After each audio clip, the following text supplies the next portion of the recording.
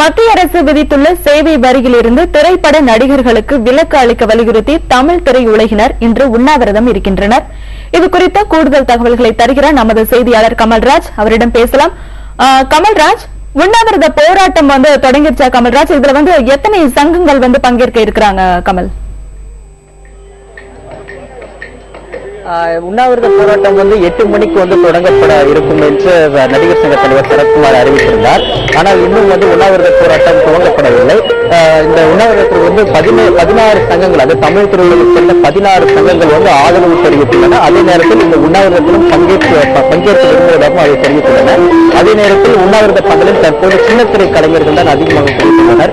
தமிழ் திரையுலகைச் சேர்ந்த முன்னணி கலைஞர்கள் யாரும் இன்னும் அதிகமாக சேரவில்லை.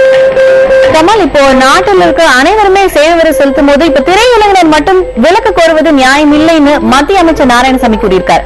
இப்ப இந்த நிலையில திரையுலகினர் சேவை வரியில இருந்து எந்த அடிப்படையில விலக்கு கோருறாங்க?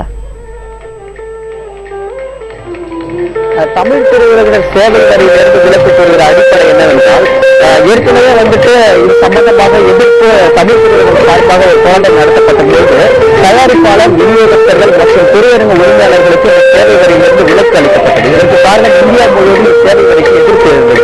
தற்போது என்னவென்றால், நடிகர் நடிகைகள், தொழில்நுட்ப கலைஞர்களுக்கு மட்டும் இந்த சேவை வரி விதிக்கப்படும் என்று மத்திய அரசு அறிவித்துள்ளது. அதில் நடிகர் நடிகைகளுக்கோ தொழில்நுட்ப கலைஞர்களுக்கோ இப்படிப்பட்ட சேவை வரி விதிக்கப்படும் போது அவர்கள் தங்களுடைய சம்பளத்தை உயர்த்த வேண்டிய நிலை வரலாம்.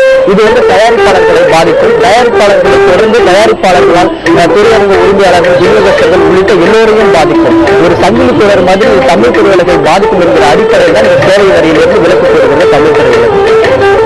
கமல், இன்னைக்கு படைப்பிடிப்புகள் நடைபெறுமா? அது மட்டுமல்லாமல் திரையரங்கு உரிமையாளர்கள் இந்த போராட்டம் குறித்து ஏதேனும் அறிவிச்சிருக்காங்களா கமல்?